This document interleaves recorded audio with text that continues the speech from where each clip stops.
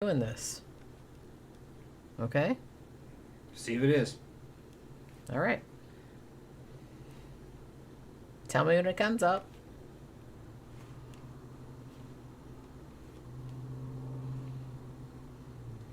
Okay, I don't see. Okay, yeah, I got a notification. Okay, all right. It's going. All right. We'll wait for more people to show up, and they'll start coming over here. Man. Okay, they're starting to come in. Sorry about that. Finish the story. I don't even remember what the story was. I don't even remember what I was. I don't remember what we were talking about. I had to go to the bathroom in between. Yeah, they're all coming in. Yeah, we just lost. And I don't know, like, when it stopped. Yeah. Because what were we What was she talking about? Well, I was talking about we were talking about your dad. Yeah. And I was talking about my grandma. And then I was saying that you never know, like, when the last time you're going to see a person is. Because we were talking about our friend Kaylee, who, we talked about this on our pre-Halloween show. She recently, sadly, passed away of cancer, and she was only 34. We knew it was coming, because she'd been sick a while, but, man, that was still, like, really fucked up and, like, so young like that. So I kind of feel like, I don't know, I kind of feel like, honestly, you never know when the last time you're going to see somebody is. Because you don't know, they could be like fucking 20 and they get hit by a bus. You know? Like a day after you see them. That's the way life is, though. I know, but... well, the fact that that's the way life is, I think that's like more ammunition in my thing. It's like, well, just treat people like that's the last time you're ever going to see them. Like, don't be a dick to them. Yeah. Because you don't know. They could get hit by a bus like 5 minutes after you see them, and then you'll feel really bad. So... don't be a douche. I mean, unless somebody's being a douche to you. We almost drank half this bottle. That's okay. Okay. It's Friday night, bitch. Yeah. I drove all the way to the liquor store. I left the house today. Yeah. Ain't that something? She left the house today. I haven't left the house in like, fuck, I don't even remember the last time I left the house. I'm trying to get your ass to fucking go out at least for a walk and get the fuck out. Well, I like my bike, though. You go fucking crazy. There's no sidewalks in this neighborhood. Yeah, but they all walk down the street. I see people walking every fucking morning. There's no traffic out there. These are private roads. Oh, look, it went red on us. What the fuck? Come on. What the fuck? It's back. What the fuck is wrong with this shit? I don't know. I'm going to try to take this. It's you. You broke it. I broke it. I'm going to blame you. Why shouldn't I? I'm going to lower that picture quality down. Yeah, what are you even off. doing? I don't know why it's doing that. Yeah, you turned your Xbox off. Yeah. Yeah, no need for me to, says Jenny. I'm so sorry for your loss. Yeah, 1 minute they're here and then not. It's just kind of like, and it always, you always think it's not going to hit you. Because, like, my grandma, this was my dad's mom. And she kind of helped raising us. So I was really, really close to her. And, like, the few years before she died, I had bought a house only, like, a mile away from her. So, like, you know, a couple times a week I would, like, walk down this, you know, a mile down the street, and I would go and hang out with her for the day. We'd watch, like, we'd watch, like, fucking A Haunting or whatever was on. And we'd watch it and just, like, kind of hang out or whatever. And, you know, I knew she was sick. I knew she had stomach cancer. And I knew that after a while, she was just kind of like, look, I'm in too much pain. I don't really want to, you know, prolong this or whatever.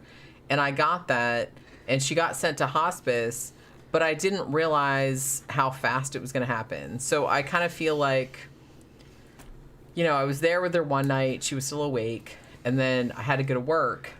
And then I said, oh, it'll be fine. I'll be back, you know, the next morning or the next day. And the next day I was back and she was in a coma. And then she died, and I didn't really get to say goodbye. And that kind of bummed me out. So, you know, it just bummed me out. So you really have to kind of, you know, just kind of treat if you don't see people that often, you have to, like, kind of act like this is the last time you're going to see them. Don't be a douche. You know, I don't say you have to, like, kind of fucking climb all over them and, like, you know, molest them or anything, but just... What are you talking about? I'm just saying, it's like, you know, just don't be a dick. That's all. All right. It looks like everybody's kind of shown back up. Yeah, I don't really know what happened there. Well, I have to say the connection out here is very intermittent. Yeah. It's not bad. It's not terrible, but... You can't really trust it. You can't rely on it. Not for a long period of time, no. So after a while, I'm always kind of like having stress and anxiety about it because I'm like, oh my God, this seems like it's going to like fucking go tits up in a minute. Yeah. So you know what I mean? Jenny's being introspective. Yeah, what else is new? Jenny's always introspective. That's kind of like my whole thing. That's kind of my whole thing. Strawdog78 says, I don't believe in good karma or bad karma. It's just karma. Yeah, I mean, I guess karma is just kind of like, the whole definition of karma is we're gonna get back at you for whatever good or bad you did. So if you're a good person, probably shouldn't worry about it. If you're a bad person, maybe you should worry about it. Although if you're a bad person, you probably don't worry about it. Although maybe you should. But the people that should worry about it don't, which is... That's the shitty thing of the human condition. The people that really need to, like, feel guilty about bad behavior are the people that don't feel guilty about bad behavior. That bums me out so much. But yeah. You know, so... She runs up to that other food dish out there and runs to it and points at it and looks at me. You got a bunch of treats there. She's like, I want more. She thinks that it's not enough. She thinks that she doesn't have a big enough supply. See, but she's got a whole plate. You got a whole plate right there. This is what she. You have a whole plate right there. That's cookout. That's like your favorite. Yeah, she wants multiple feeding dishes out with different temptation flavors in each one of them. She knows exactly what each flavor is. She'll go up to the green one and go, this one. I want the green one. Yeah, that's the catnip flavor. Yeah, or I want the red one. Or the red one, which is cookout, which is kind of like liver, beef. That's liver and beef, right? She knows what all those taste like by the cover. Yellow one's chicken. And she wants a bunch of different flavors out at once so she can have... So she can pick. So she can pick and choose. She's fucking smart, man. And she doesn't eat them right away. She's just like, okay, well... save them for later. Yeah, put that flavor there. Yeah. And because I have cookout right there on that dish. Yeah. In the bedroom, what flavor's in there? Chicken? Yeah, or catnip? Look at her. What's she doing? She's right there. What you doing, Poke? You know what I was trying to get her to do the other day? She's on the ground. Okay. So Ilse sent her the Halloween toys, which she loves, by the way. She has a little pile of them over here. She's a little Dracula, like all the little mousies and stuff. She loves those. She goes over and like plays with them all the time. I was trying to get her, because the other day she had like the little orange crinkly ball, and she like rolled over on her belly, and she was like playing with the crinkly ball. Like she was laying on her back. And I was trying to get her like take the other crinkly ball so it would be like pom-poms. Mm-hmm. I was like, oh my God, cheerleader. And I was going to take a picture, but she would not do it. No. She had the little like orange one, and she was like, and she threw it over there, and she's just like, why you take a picture of me? She was like really suspicious. Tila says, Pookie's spoiled. You don't have any idea, Tila. I'll be in the bed, okay? She's so spoiled. I fall asleep with my fucking earbud in, listening to some other podcaster. I'll fall asleep, I'll wake up, and I'll still have my earbud in, and I'll roll over, and I'll look at Jenny, and Jenny's on her side, and fucking Pookie is standing on my shoulder. Well, I'm awake, like, obviously. This bitch is sleeping. I said, yeah, she's sleeping. No, I'm awake. Yeah. I'm awake. I can't sleep with Pookie standing on the shoulder. She's yelling at me. She's still asleep. What is this? This cannot stand. Yeah. And I'll be, get off there. Get off here. And she just looks at me like, no. Although, like I said, I'm usually awake at that stage. Because honestly, Pookie, she's very small. She only weighs what? A couple pounds. 10, 11 pounds, maybe. Yeah. But, I mean, I'm sleeping, and as soon as I feel those little paws on the end of the bed, and I'm just like, oh, and that wakes me up. And then she has a thing where it's like, she steps on my shins, she crawls up your whole body. Yeah. So there's like little 10, 11 pounds like climbing up your leg, climbing up your butt, climbing up your back. Yeah. And then if you're, because kind of I sleep on my side or kind of on my, on my stomach, and then she'll come up on the shoulder and be like, "Are you awake?" Yeah. Big black eyes. Yes, you wake up, you still asleep? And then she starts making biscuits. Yeah. On your shoulder. On me too. Yeah, I'll feel something on my fucking back shoulder, and I'll turn around and look like, look, she's back here going. One thing she's been doing lately is that she'll put her back feet will be on my hip, and then her front feet will be making biscuits on your side. Yeah. She's making it. She's funny, man. She doesn't do it all night because a lot of times she'll sleep on her own. She's pretty good about like being on her own, but man, every now and then she'll be like, "Oh, I'm kind of lonely. Yeah. What are those bitches doing?" And then she'll like climb up on the bed and be like, "Love me. Yeah. Please love me." And I can't be mad because she's too fucking She cute. just wants to know why we're still asleep. When you guys getting up? What's up, Hook? Tina's saying something about her cat. What'd she say? All three furry boys wake up the hubs in the morning at 5:30 a.m. for feeding and outside time. Yeah. They yell or roar for him to get up. About 5:30. That's when Pookie does the same thing. Pookie does it like usually before daybreak. Yeah, before the sun comes up. I mean, I usually wake up gotta be honest. I usually wake up between 3 and 4:30 because I have to pee. Can't sleep a whole night without having to get up and pee, which sucks. But I don't understand it. Between 3 and 4:30, I will usually wake up to go to the bathroom. And so if I do that, sometimes I'll see Pookie. She'll be sitting in the hall, and I'll be like, "Hey, Pook, what's up?" And she's like, "Oh, she's awake." And then I go back and get in bed and try to go back to sleep. Yeah, that's not happening. She's asking if Pookie snores. No, she doesn't snore, and she doesn't really purr very loud either. She purrs, but it's not like you have to get right up on her to hear it. You got to touch her to know if she's purring. You'll feel it. But she's real quiet. Another thing she doesn't do, she doesn't really meow. No. Well, she kind of does. She mostly does. She goes. Yeah. She makes like a trilling sound. Yeah. And she runs. I think it's come here. Yeah, she runs like. Come here. Yeah. When she's running. Yeah. Sometimes she'll meow, but it depends. I think I told you guys like on the Wednesday show. She's become convinced that the absinthe poster I have over there, like the lucid absinthe poster that has a black cat on it, that's a real cat. I think she thinks that's a real cat. Yeah. And she's like trying to free it from what she thinks is a window, because she's for the past week or so she's been trying to pull that picture off the wall. Like she gets up there with her paw and like tries to like pull it, and she's like talking to it. And she's like pulling it. I don't know. Like some of it might be she likes that sink. She likes to drink water out of the sink. So sometimes she jumps up on the shit and she's just kind of like looks at me and she's like, and I'm like, "Oh, okay, you want water?" She's got a fountain, but she likes to drink out of the sink for whatever reason. Okay, so we got about half the audience back. We're down at about 15. We had about 45 in there before. I don't know what happened to them. They probably fell asleep while we were talking. What time is it right now? 8:30. 8:30. It's early. Almost 40, yeah.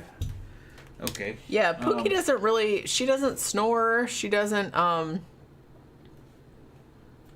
don't know. She doesn't really snore. No.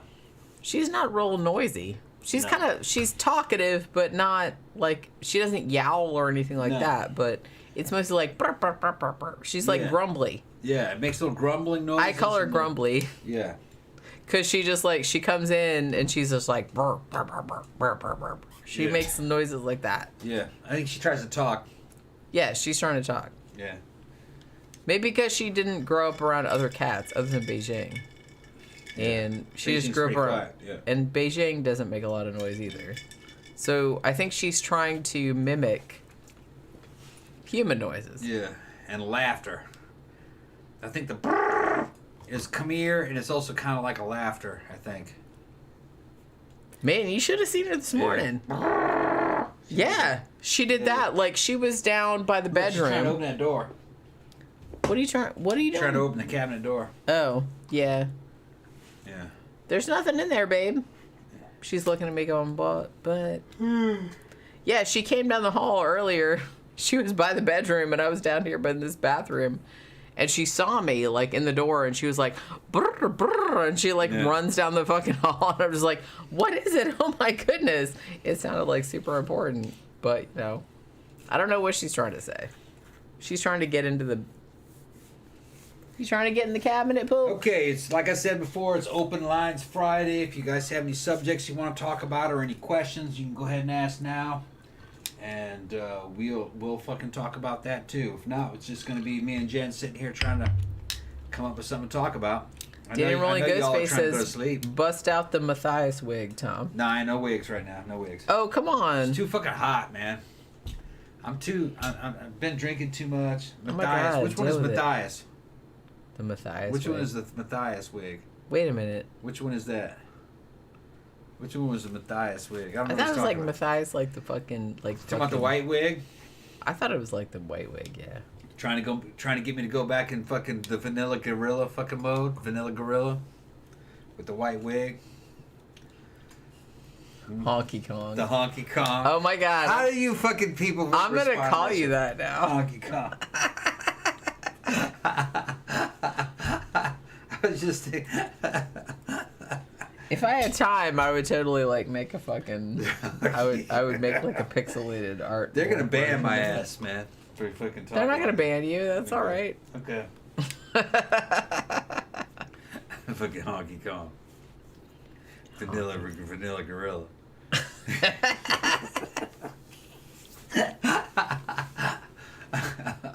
You know what makes me happy about that though? Is that dorks nowadays, geeks nowadays, that came up with that term, they still remember, one, Donkey Kong, and two, Magilla Gorilla. Magilla Gorilla, yeah. And the fact that enough people remember that, because that's like some shit, man, I barely remember that shit. That was like from my childhood. That was my childhood. Yeah. So that's like super funny. That's the only ones I can come up with. Strawdog 78, what do you think of people wanting to cancel Kubrick because of how he tortured Shelley Duvall in The Shining? That's bullshit. Honestly, Stanley Kubrick is dead, so I'm pretty sure no one can cancel him at this point. I kind of feel like the whole cancel culture thing is just, that's just some dumb shit that, you know, everybody wants to get outraged about stuff. Just, like, shut up about it. I'm, like, kind of bored of it. But, I'm not going to justify how Kubrick or any director tortures their actors. You know, because a lot of that shit's, like, unforgivable. But you can kind of justify it a little bit from an artistic point of view if the movie comes out good. If the movie comes out shitty, then cancel them all you want. Well, we also don't know how accurate that story is because there's also a lot of stories made up to help bolster the reputation of a movie and a producer. May have not been anywhere near as bad as what people are thinking. And well, Duvall I wasn't there, so I don't really know. Duvall probably knew exactly what was going on. She was just method actor going through it, you know, just like yeah. I mean, Kubrick was kind of known for not being super. He wasn't real friendly with people. Well, he wanted what he wanted. Yeah. And I kind of feel like his whole thing was he had a vision. The actors were just kind of like obstacles in the way of getting to that vision. So he's kind of like, I'm just gonna like put you in a place where and don't do like human shit because I want this, that, and the other thing. So I understand that might not like, you know, come on some across. of his movies, he didn't even talk to the actors. He'd had somebody else talk to him for him. Like in 2001, he was evidently pretty separate from the actors. He would have other people give the directions to the actors for him. That's kind of weird. But you don't know. That might have been insecurity, too. It may be that he wasn't real secure around actors, so he has somebody else relaying towards him. Well, like some, so and honestly, like, I get that. I get where Kubrick is coming from, and it's not, and I kind of feel like people that don't know, people that are like really like introverted, maybe you don't like, maybe to you that comes across as like rude or you're being, but it's a thing where you don't really want to, like, fucking interact with people because you don't want to interact with people because you feel like they're gonna, like, not, like, look, I don't feel like I'm good enough to talk to you, or I feel like you're gonna, like, come at me, or it's a something. shyness thing. And yeah, it's more an introversion thing than a rudeness thing. Yeah. So you have to really be careful with that kind of shit, because a lot of creative people are very introverted, and if they have to interact with other people in the sense of, like, making a movie or something like that, it's not so much rudeness, it's just that they don't feel like they're good enough to talk to you, or they don't think their shit's going to come across the way that they want it to come across. So it's not, I don't know. I kind of feel like it's more, I don't know. She's going, torture in what way? Well, no, what it is that evidently the story goes is that Kubrick would do everything he could to keep, would kept picking on he was trying to get to make her act like a performance battered out of to make her act like a battered woman who didn't know what was happening, and evidently he would, like, kind of berate her and fucking go, oh no, it's no good, you know, and he would give her conflicting orders to keep her pent up and fucking because she you know, she looked great on camera, she looked fucking terrified. But look, man, the Hollywood scene, people make stuff up to fucking bolster their legend. So who knows? Probably wasn't as serious as people think it was. Well, I don't know if I'd say that, because they did. We were just talking about this on Exorcist 2. And I was thinking about this when I woke up at 4 a.m. and couldn't go back to sleep. I was thinking about the whole situation. This is what kept me awake last night, in case you were curious. The whole Exorcist 2 situation with Linda Blair having to stand at the edge of that fucking however many stories that building was. About 40. And no safety harnesses, no stunt double, insane. No nothing. Insane, yeah. If I was Linda Blair, to be like, boop, I'm out. There'd be huge lawsuits. I quit. Yeah. I quit. Nope. No, thank you. Yeah. I can't even watch that. Yeah. And now that I know how they filmed it, because when I was watching it, I was like, man, that looks real. That is upsetting. Yeah. And then when I researched it, I'm like, oh, that was real? I don't think I can watch that anymore. Yeah. If I watched that again, I'd probably throw up. I was just kind of like, ugh. I have really, really, really bad acrophobia. You guys, really bad. You guys, I went to New York City. I went to the top of the Empire State Building.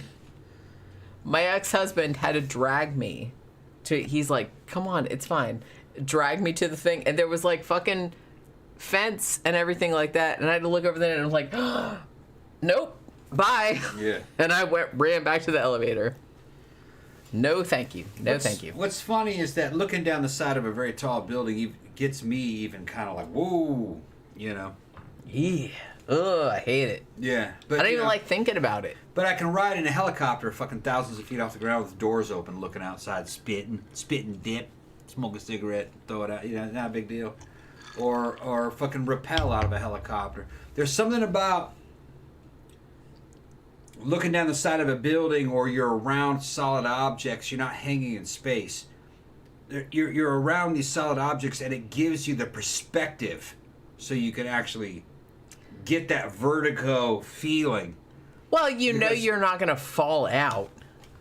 Maybe that's what it is. No, I think it's looking over the side of something is kind of, when there's a building side, when there's a buildings and other things involved, it gives you you understand this, your spatial awareness is better. Yeah. So you realize how high you are. Yeah. It magnifies it. But if you're just hanging in space or hanging from the bottom of a helicopter, it's not quite. It's not so bad. Yeah, right. I get it. Because there's not, the perspective isn't there. Right. So you can jump out. It's not even, it's not even hard, because it's just, you don't have that feeling. Well, you don't have a sense of scale. You don't have the sense of scale, so you just go, oh, fuck it, I'm gonna come outside a helicopter and then go out Swiss style. But could I do that from the top of a 40-story skyscraper? It'd have been a lot harder because you're looking down and you're seeing all those lines intersecting and you're like, ooh, man. You know, because it could happen to me too. You know, my head to start spinning. Man. Honestly, and this is what kept me awake after I came back to bed at 4 a.m. I was like, man, if Linda Blair had fallen, this is what keeps me awake. Yeah.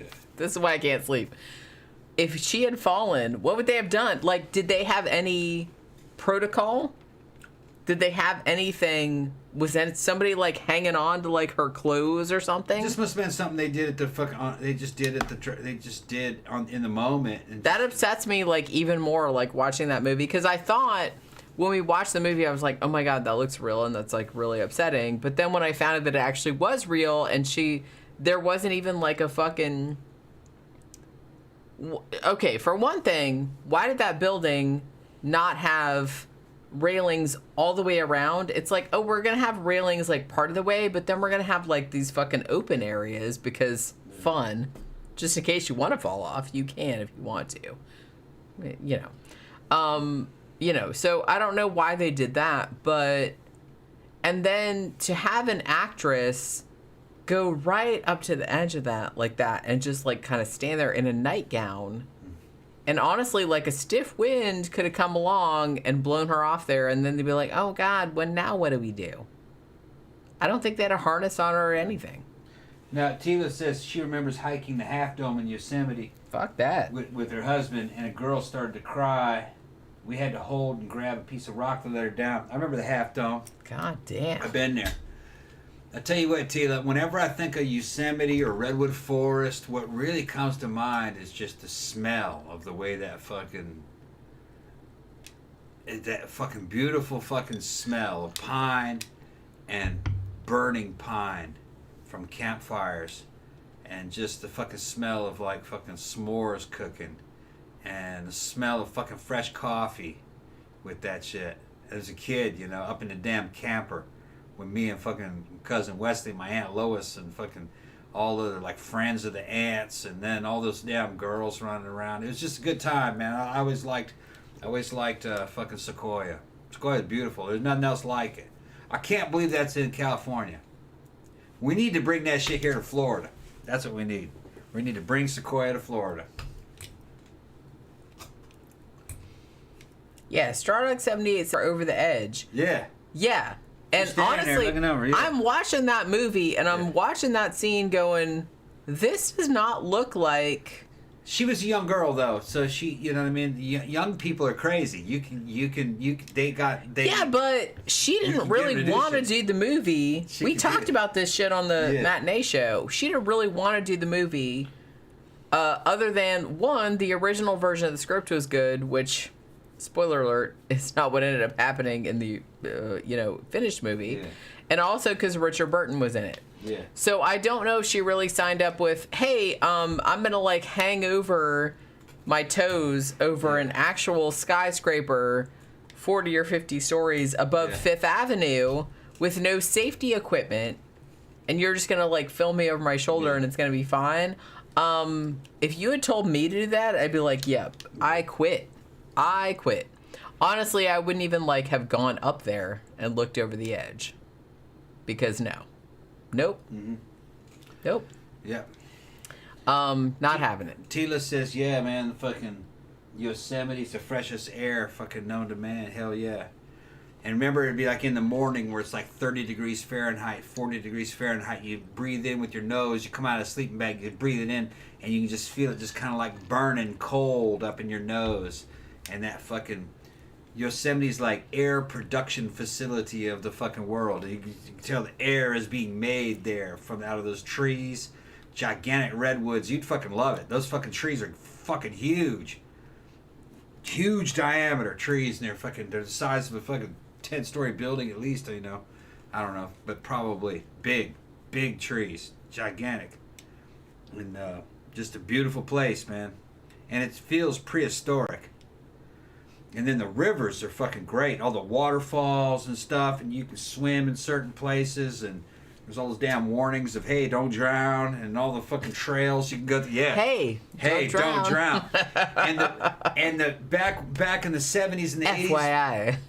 Back in the 70s and 80s when I used to go there, the don't drown signs had fucking pictures of dead people floating in the damn water from drowning.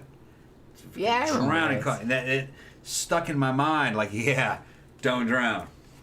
Fucking, because, you know, and waterfalls and shit. And to be next to some of those fucking raging waterfalls, you can stand there and it's just, it's a river 60 foot wide and 30 foot deep going over a damn cliff that's about 60 feet, and the sound is just, you can feel it vibrating you through the air, just the shock wave and that damn waterfall, and you're looking at it, you're a kid and you're just fucking overwhelmed, you know. It would overwhelm an adult. You're like, God damn, the power, you know, of nature. And people were doing weird shit like getting in boats and going over that shit, you know, which was dangerous as shit. That's why they were saying don't drown. They get in a fucking rubber raft and fucking try to go over that damn waterfall. Honestly, if you want to do that stuff, I kind of feel like that's self-selection. Well, what happens is they a lot of times they go over that waterfall and they get sucked under and they're down there for a long time, and then the fucking raft comes up and they're fucking with their paddles and shit. Did you learn? Did they learn? They would do it again. This is California. So they didn't learn. Those fuckers are crazy. Yeah, they're crazy. Well, it's part of their sport. But no, the waterfall will hold them under there, and everything's lashed inside the boat or the kayak. Sometimes it's a kayak, and it comes back up to the surface eventually. But they were like under there for a long time. At least it seemed to me when I was a kid. I was like, oh man, he drowned. He's not coming out. And then boom, and then the boat comes up and he starts paddling. He's shaking it off. Bitch, I'm still here. Yeah. I was like, ooh, damn. That's fucked up. Yeah. As soy infused as a lot of Californians are, they got some fucking badass Californians that do shit like that. They're fucking crazy. Oh, good. Mountain climbers and people that go down the white water rafting and stuff. And not everything they do is kosher. Like they were doing that in areas where, when I was going there as a kid, they were doing white water rafting in places where the rangers said you couldn't do it because it was too dangerous. And that's like a challenge to them. Okay, we're gonna do it. They're like, oh, well, that sounds like the fun place. Yeah. I don't know if it's still like that. T would probably know. She still lives down there. Oh, I'm sure there's still people fucking, doing that shit. Yeah. And they were doing shit like smuggling hang gliders up on fucking in places in Yosemite where they weren't supposed to, and hang gliding off of fucking famous rocks like that Half Dome that she's talking about. It's this huge fucking, it looks like a half round thing with the front of it broken off and on the trees. It's amazing. It just looks prehistoric. It looks like something impossible. They had dudes smuggling hang gliders up there and fucking jumping off of it with a hang glider. They weren't supposed to be doing that either. I don't know if they're still doing it, but they would do anything. Oh, I'm sure they are. Yeah. Mr. Roboto says, am I in time for the naked shot glass? You weren't, but I will show it again just for you. Bee's Nest sent us this shot glass. I'm like reluctant to put it too close to the camera because I don't know if like YouTube is gonna like fucking. But look, we got some like agave leaves there, and also look, there's a little Mexican man on here, and that's like his little that's his little butt, and that's his little dick and balls. I'm putting it way back here because I don't. If I put it too close to the camera, I kind of feel like it'll be like flag this porn. T's talking about how good that water tastes coming out. Yeah, that water was the best water in all of mankind. Was the water coming down out of those mountains? It was tasted like it was ice cold, and it was just fucking clear, fucking most beautiful water ever. T, you would trip the fuck out in the 70s and the 80s. It was a different scene, man. The fucking Rangers all had weed, and they would give it out to cute girls, and my aunts were cute, so they would get all this weed. We were drinking fucking Annie Green Springs wine and mixing it with fucking 7-Up to make the prototype fucking wine coolers.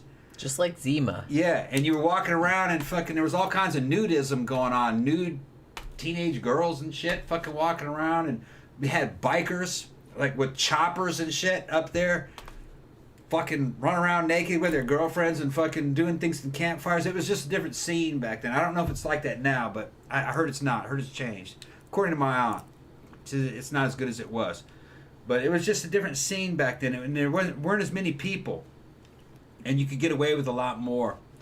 And it was just 70s California fucking kind of like naturistic fucking return to nature kind of hedonism in a certain way. It was good. Animalism.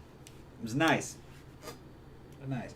Might have formed some of my fucking earlier behavior. And I was growing up in a military academy at this time, so I had these weird mixtures of Christian military academy and then going out into the wild, and maybe that just kind of gave me my my fucking appreciation of fucking living outside and not really liking civilization all that much all the time, you know. I like a mixture. Yeah, I get that. I hear that damn call of the wild sometimes. I call the wild. I want to go just fucking sleep outside. Go catch some fucking rainbow trout. Okay. Yeah. You can do that whenever you want to. Yeah. No one's stopping you.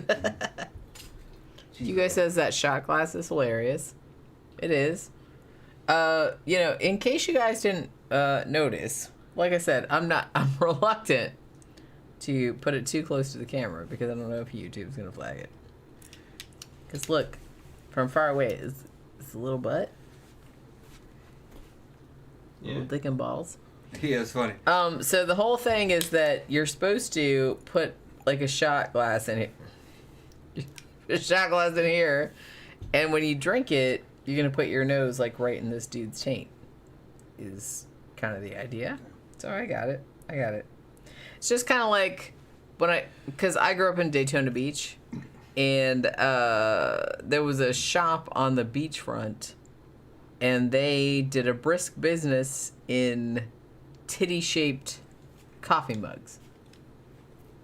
You know? Yeah. Coffee mugs shaped like pair of tits. And they sold a lot of those. So this is kind of like the same kind of thing. Tammy's asking Tila if she's ever been to Alaska. Yeah, Alaska would be the closest thing to California. Alaska and I would actually Canada. There's a lot of nice shit up Alaska. There. And then Mr. Robato's asking us if we've ever gone to these nudist things here in Florida. There's a lot of that. Now there's this girl on my fucking friends list. Well, there's a beach called Playa Linda. Linda.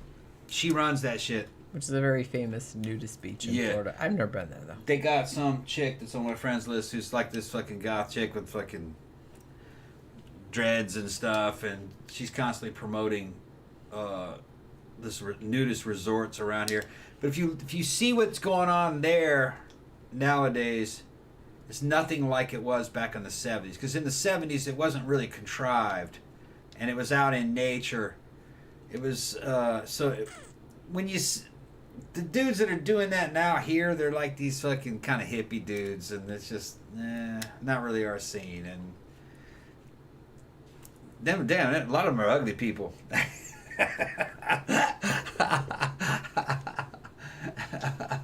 Back in California in the 70s, no, they were fucking top notch. They were good looking people. Well, everybody was kind of into it back in the. Yeah, they were taking their clothes off, fucking and it was just people of all ages, and it really wasn't a sexual thing. It was just, it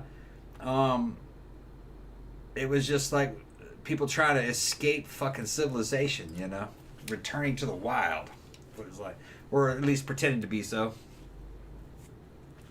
It's a different time. Different time. It's not quite the same now. Yeah, that's true. I kind of feel like considered corny nowadays. Yeah, because I kind of feel like most of the nudist scene nowadays. Yeah. Let's not put too fine a point on it. Is mostly like kind of like middle-aged people that are maybe nobody would want to see naked. Probably. Yeah. Danny's asked us what our favorite slasher movies are. Ooh, slasher movies. Favorite slasher movies. I know what mine is. What's yours? It's Friday the 13th Part 2. That's a good one. Yeah, Part 2. Not 1, but 2. Honestly, yeah, that's a really good one. I'm going to go back, like, earlier. I'm going to say maybe Black Christmas, or even prior to that, maybe Bay of Blood, a.k.a. Twitch of the Death Nerve. Which, arguably, first slasher movie. I don't know. It's not my favorite subgenre, but I do like a lot of them. I don't know. Yeah. I don't know. I'm trying to think. What was that one that I saw? Oh, The Prowler was pretty good. Prowler. That was a good slasher movie. Tina's talking about going on those cruises, and she likes the privacy balconies where she can get out there and wrap up her and her hubby and look at them glaciers. Of course, you're married to a glacier glider, like a vanilla gorilla of glacier glider. Yeah. That's when you're gliding across the glacier. Sure. One of them honky kongs.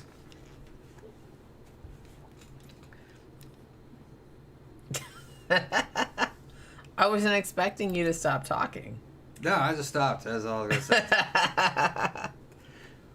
It seemed like you were going to, like, carry on. I thought I was going to just continue rambling. No, that's it. Well, yeah, that's what you usually do. So I was just expecting. She's expecting more entertainment. Well, no, I never to stop talking because you always. He does something. You're always talking. I'm going to stop talking then. So I never expect you to stop talking. Tila says, Tammy says, we went on princess cruises. Never again. LOL. We got the private balcony. Nice to wrap up in robes. Yeah, honestly, I'm not a big... If I had the money, which I don't, but if I had the money to actually go on a vacation, I honestly... Not a big fan of, like, the cruise shit. I get it. Like, I get that we're on a boat and we can go here, there, the other place, and there's, like, buffets, and you have a room, and you don't have to, like, move from place to place. Like, I get the appeal of it, but I don't know, man. In another way, I never got the appeal of it. Louis showed up. What's up, Louis? One, I don't want to be on the fucking ocean because sharks. And other things. But I don't know. I don't love the idea of just like being on a ship. Yeah, I'm not mystified. I mean, I don't get seasick. Nothing like that. But it's just kind of like, I don't know. I don't love it. I get the appeal of it, but I don't. That's not really anything that I ever wanted to do. Yeah. I'm not a big cruise person. But I can understand why people would want to do it. I understand the appeal of it. Tila says Tom the polar bear. Yeah, I'm like the abdominal snowman. The abdominal snowman. Yeah. I'm not as abdominal as I used to be. I've lost a bunch of weight. You've told that story, right? I don't think so. Have you told that story? Should you tell that story? All right. He might have told the story before. I don't remember. Our friend Dimitri and his wife, Jen, and me and Jenny went to Tampa to do a show that we had going on down there, and he was spinning. We stayed in the same hotel. It was Vampire Ball. Vampire Ball, that's right. That was a couple years back. Yeah. Maybe I should show these people to give context to everything. But anyway, they were in the bed next to us. We were, we were in the same hotel. We were in the same hotel room, and it had a living room and everything. It was a big hotel room, but there were two king-size beds. Were they king-size? I think they were, or queen-size. Yeah, or something. They were fucking big. And we were in our bed, and they were in their bed. And this was at the end of the night. We were fucking drunk as fuck. Man, we were really drunk that night. Yeah. But fun drunk. Not like I can't remember what happened the next day drunk. It was just fun drunk. Dimitri keeps fucking with me. He's trying to get me to do something. What was he trying? He was. I can't remember what he was doing. But he's messing around with his wife, and I'm messing around with my girlfriend here, Jenny. And I fucking bucked up on her and shit, fucking like that. And I fucking went over, rah, like that. And Jay's like, started laughing. It's just, what are you? And it's just, I'm the abdominal snowman. And fucking, those two started fucking busting up laughing. I did as well. And I never lived it down. The abdominal to this day, this is like 3 or 4 years ago. To this day. Yeah. You still get help, yeah. Yeah, he goes, do it again, Tom. Don't yeah. They're good people. That was a fun night. Yeah, it was fun night. Yeah. I mean, that was a fun night. Yeah. Yeah, that was vampire. There was all ball. kinds of shit in Dimitri's mind, too. That, you know, he wanted this to be like a fucking... Never mind. But, you know... Oh, goodness. He wanted me to be getting it, and he wanted to get it, and me and him like high-fiving across the fucking beds and shit. And fucking, you know, he wanted you guys to be talking to each other and shit while it was going down, and you know, it was a fantasy in his mind. And then he wanted to like take some pictures and shit. He's like, dude, give me the cell phone. It didn't unfold that way though. See, it would have been beautiful. It would have been. We were all entirely too drunk for that. It would have been beautiful. Yeah. Fucking both Jen and Jenny were looking beautiful that night, and they both look like models and shit. I'm gonna show you guys, Jen. I think I gotta put a picture of both you together, don't I? We probably do from that night. Yeah. Although we're red. Yeah, a red. Oh, okay, we're back. Sorry. We're back. We're back.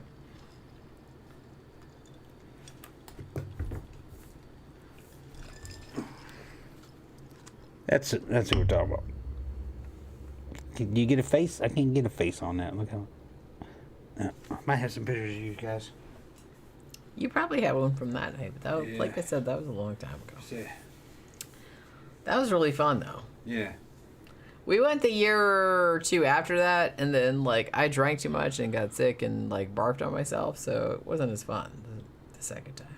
But first time was super fun. I'm trying to see. Yeah, Telis is a little hiccup, and I see when it goes. There's like, Jen when red. she's all fucking dressed up with her boobs and shit. That was just a couple weeks back, actually. With my favorite wig. Yeah. My favorite wig. No, I don't have a picture of you guys. I thought we had like a lot of pictures from that night, but like I said, that was a long time ago. Yeah. That was like 3 or 4 years ago. That's Jen and That's our friend Laura. Laura, yeah. Laura has the same name as me. That's Laura Ross, even though we're not related. Yeah. Laura's awesome. We haven't seen her in a while. Well, she always says she's gonna come out, and then she doesn't come out. So Yeah. you know. There's Jen and Sonia. That's when Jen was a redhead. Look how cute they were. Yeah, back when I was cute. Yeah, Not like nowadays. Well, I'm just saying, no, you're cute right there. She's going, you taking shit in fucking funny way. That was cute red hair, though.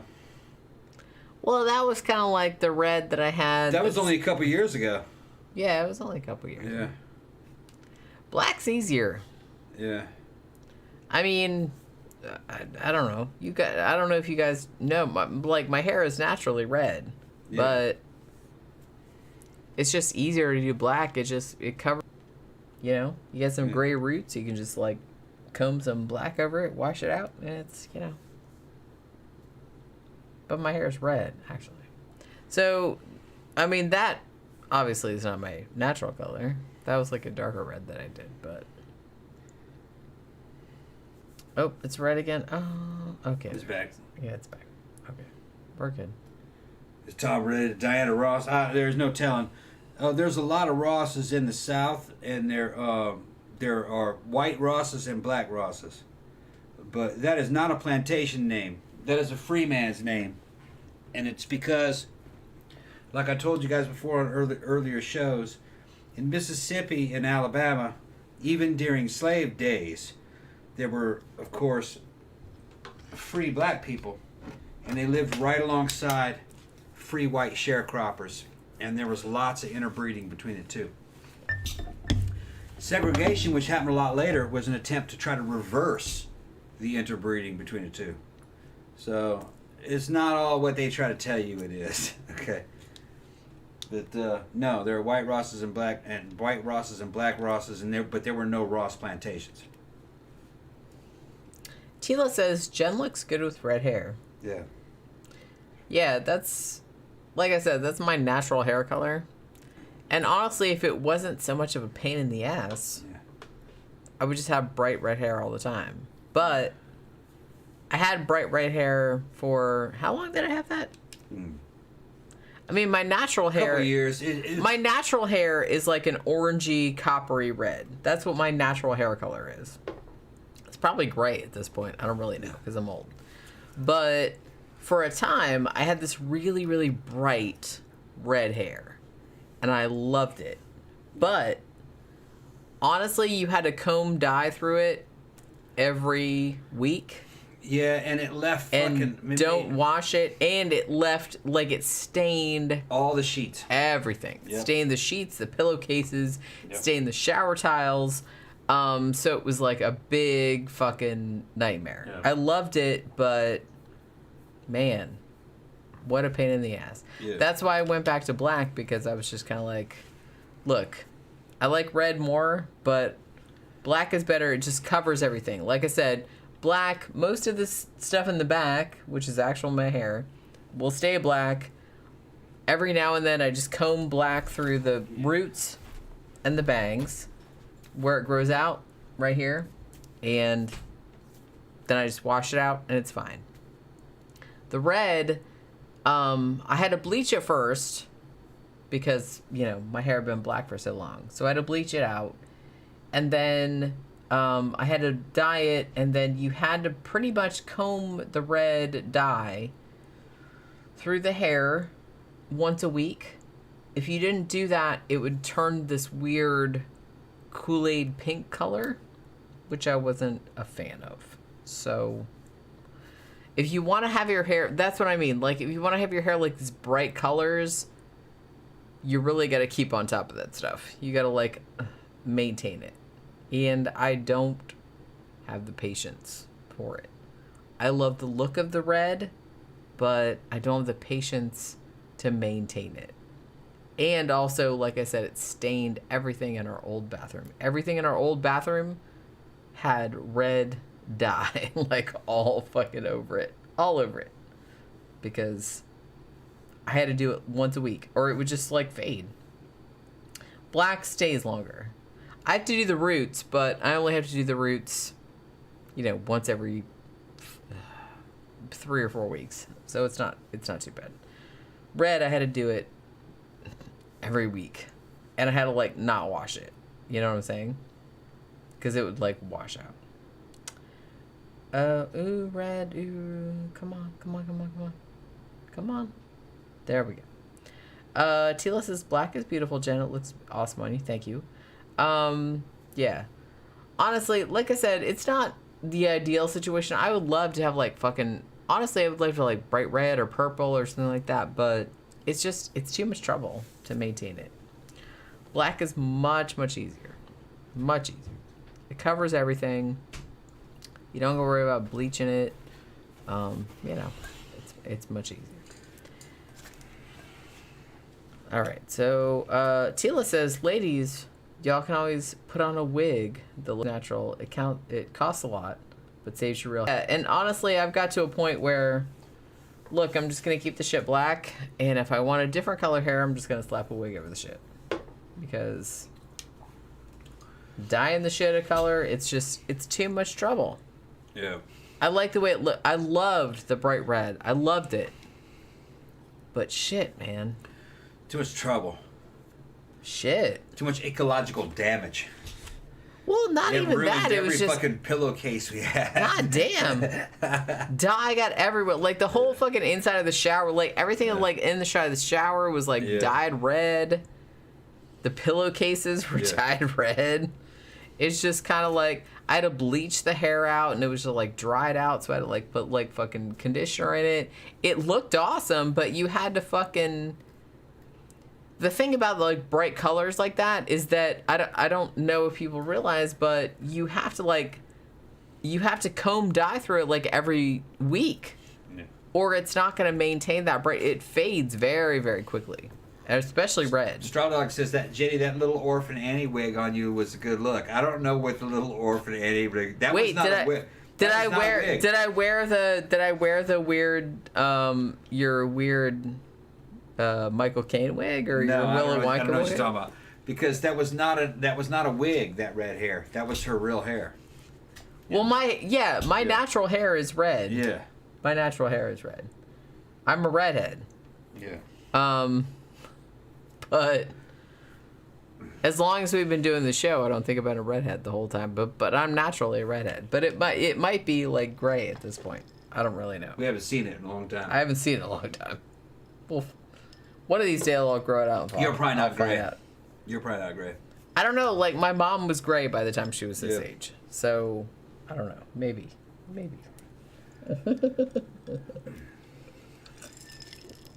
Mr. Roboto says, "Let my ginger roots shine."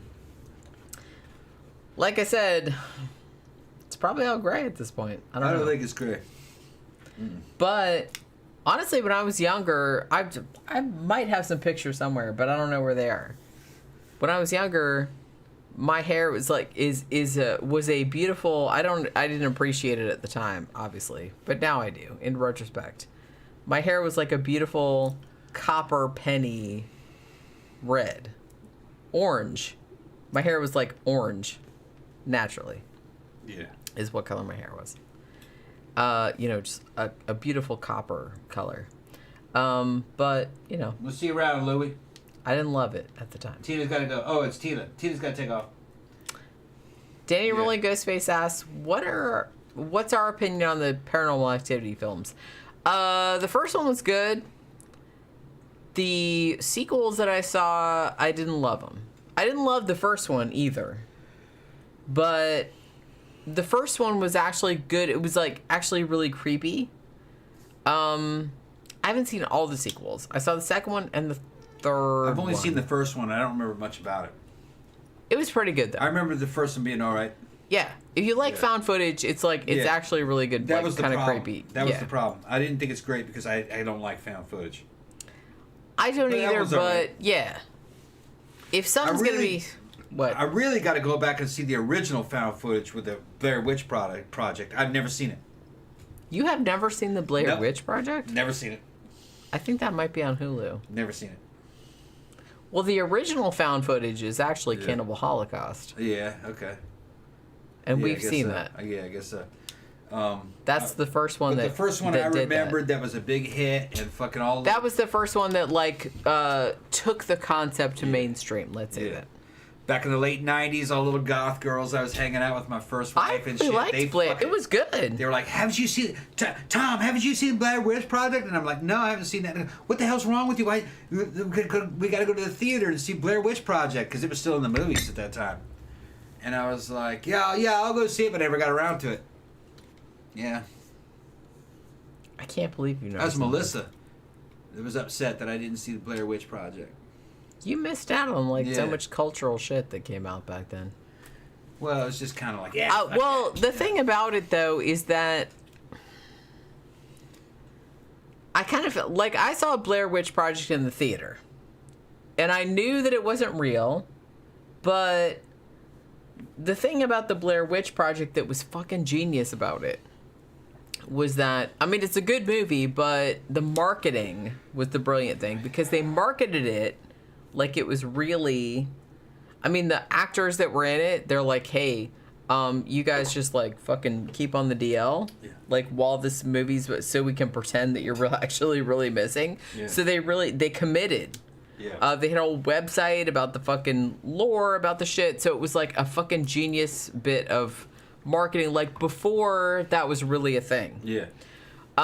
So. Now that it was cutting edge marketing. Oh yeah, big time. Big time. Yeah, Straw Dogs. I have Out for Justice. I've seen it. I just don't remember it. You got to remind me, which one is that?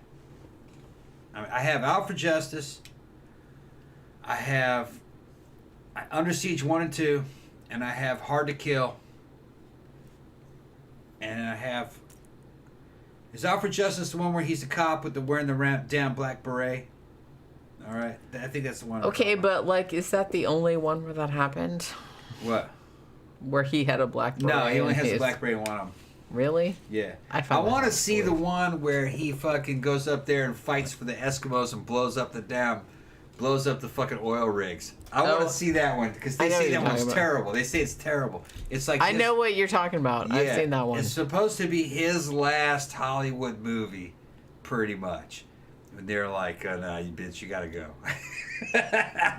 But they were kind of like, evidently the director and the people who were involved in it were kind of like undermining him. They couldn't stand him because he had pissed them off during production. Wow. And and they're like, we're gonna make sure this movie fucking bombs.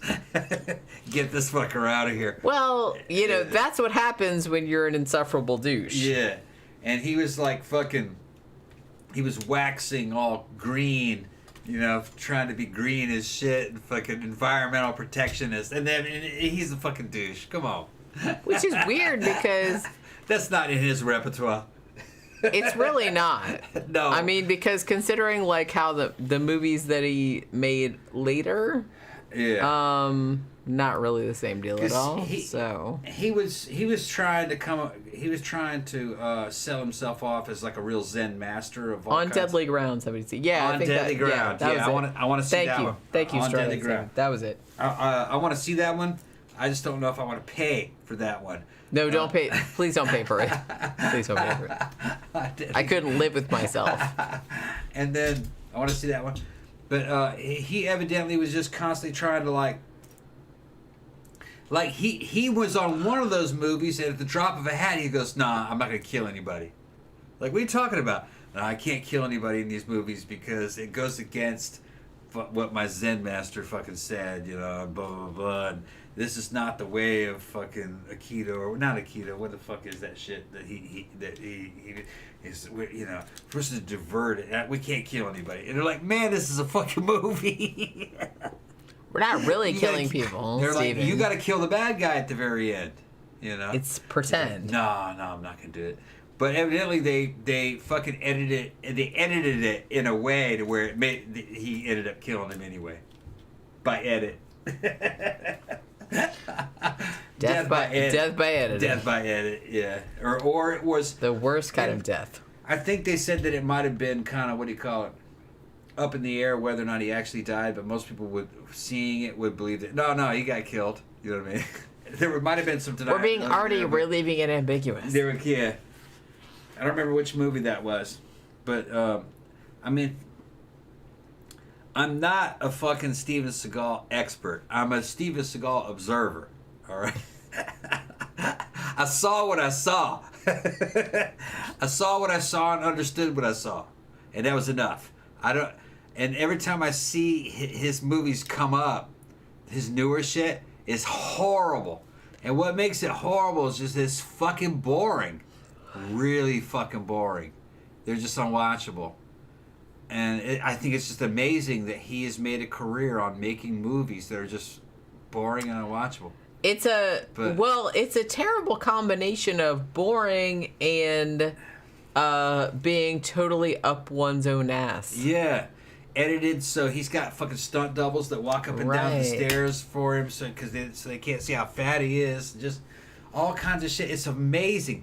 And he moves to Russia and has like 1 million kids with like 4 different women and they're all hot. And how did he pull this shit off? Money. And then hey, I'll give you $10,000 if you have a baby for me. I don't. Okay. I just think maybe, you know, I'd rather not, but okay. These Russian, Eastern European women don't really understand what Seagal's all about. They go, oh yeah, he's famous, and then somehow that mystifies them, and the next thing you know, they're well, pregnant. Yeah, that's the thing. Maybe they don't have the same cultural context. No. They're like, oh well, he's famous in America. Okay. Yeah, it's exactly right. They don't have the cultural context until it's too late.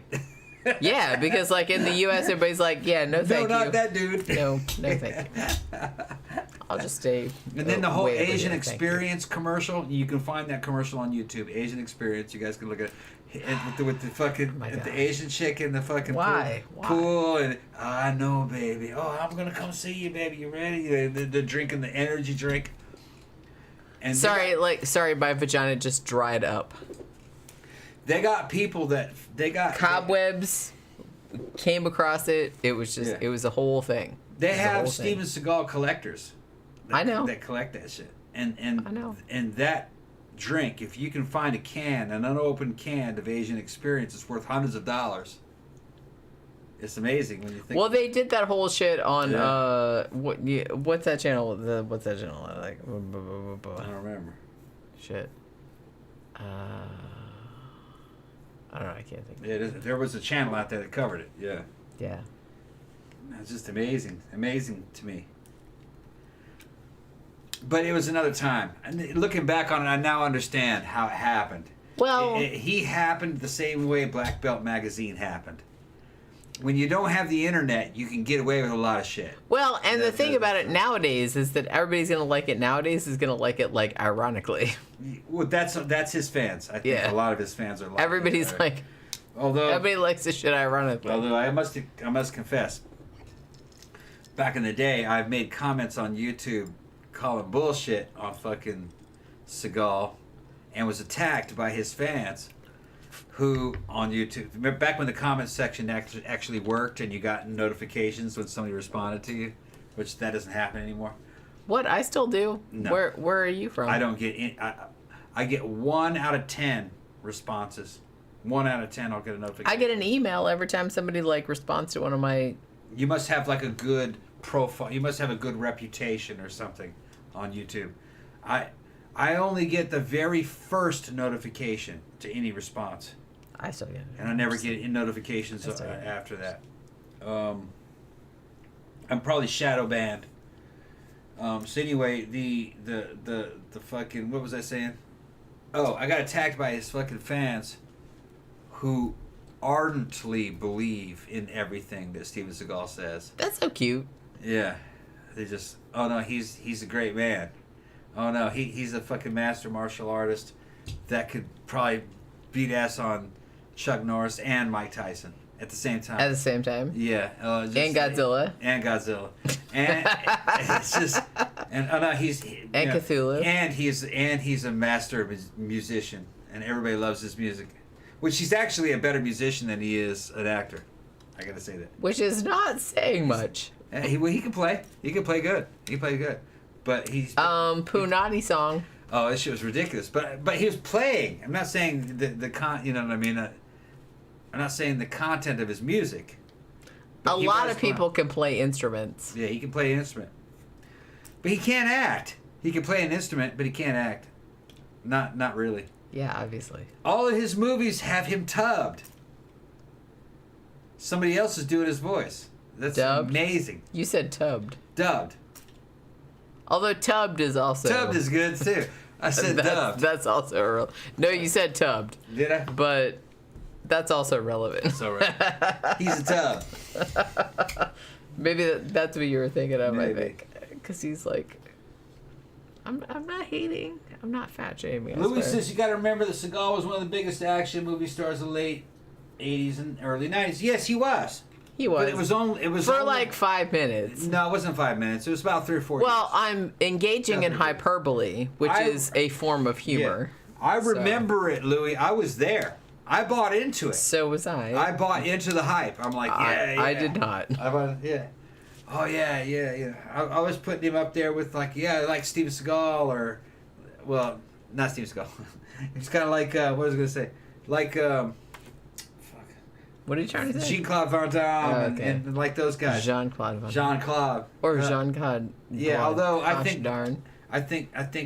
Jean-Claude is a bit of a fucking fake himself, even though physically he was a lot more well, he was capable. in much better shape. Yeah, he was a lot more capable. He could act a little bit. Sort of? He had some good movies. I really liked Universal Soldier, the first one. I mean, The rest of them you really have to kind of like, as far as action stars go, you have to kind of like give them a little bit of leeway. Yeah. As far as acting ability. And we're not talking about a Sylvester Stallone level actor with Seagal. Nowhere near. Stallone can act. Oh, yeah. And he can write. Yep. Okay. He's very... Well, like I said, I'm never going to shit on Sylvester Stallone because... He's talented. Yeah, he's multi-talented. Yeah, he can do, like, the bodybuilding thing, but he's also, like, a writer. He's also an actor, and, like, he's been in, like, some good shit, so... Right. And that motherfucker's alpha as fuck. He's real good. And he's better than fucking Arnie by far, even though I liked a lot of Arnie's movies, especially the early ones. But really, still overall, Stallone was the best out of all of those guys. Well, he's more versatile. Yeah. He comes across more like a real person. Yeah. Arnie doesn't come across like a person. No. In the sense that he just comes across an archetype. Yeah. More than like an actual human. Yeah. He had some good movies, but they're Arnold Schwarzenegger movies. And he's just that. That's what he does. Which, like I said, that's fair. Stallone could show up and you don't know what the hell's going to happen. Right. He pulls it off.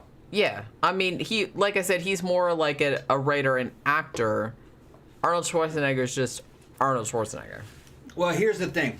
Arnold was a bodybuilder that made it as an actor. Stallone was an actor that ended up making it as a bodybuilder. There's a big difference. And, he went to Gold's Gym and started having the right trainers and shit, and he got as built as those guys. But he had other shit going on. He started off as an actor and a fucking... Right. So he had a bunch of other, talents prior to that. He didn't come into it from that. He came into it from another. He saw what Arnold did and says, I could do that. I'm just going to go down there to Gold's Gym and fucking, me and Frank Zane. Fucking Frank Zane trained him, if I remember correctly. He was a good trainer. And who was another fucking bodybuilder, about the size of fucking Arnold. And, they all hung out in that fucking Gold's Gym down there in Muscle Beach for a while. I'm glad that fucking Stallone didn't go that crazy with the size. He just, for Rambo 3, he got fucking stacked. And the same for fucking Judge Dredd and some of the other movies. And he stayed in good shape. A lot of people won't believe this, but fucking Stallone's best movie for me in terms of like depth and story and lessons to learn was actually Demolition Man. Demolition Man was fucking the best one. Although you haven't seen Copland. Haven't seen Copland yet. No. You should probably see I'll check it out. It's really good. I saw it in the theater, actually. It's Yeah. really good. You should probably see Yeah. it. You should probably see it. It's getting late. I'm getting hungry. Yeah, I'm kind of hungry, too. Yeah, we'll get some to eat. Tell you. All right, Yeah. so... do we have any other questions that we have to answer? I don't think so. Probably not. Man, I gotta drive to Ocala tomorrow. Yeah. I'm gonna try and get some sleep. Yeah. Well, it's 9:30. We need. If you want to get something to eat, we should fucking move now. We should go ahead and I'll start on it for you. All right, so we should probably get some food. All right, Okay. So thanks everybody for dropping by this Friday evening. I'm gonna finish up my drink. We're gonna get something to eat. I'm gonna go to sleep because I gotta drive to fucking Ocala tomorrow. I'm gonna see my mom, which will be cool because I haven't seen her in a really long time. So thanks everybody for dropping by. Thanks for your super chats. We'll be back on probably Sunday talking about some movie or whatever, as we usually do. Thanks for hanging in there with us with all our fucking connection issues. So we'll see you guys on Sunday afternoon. Good night. Have a good weekend. Bye.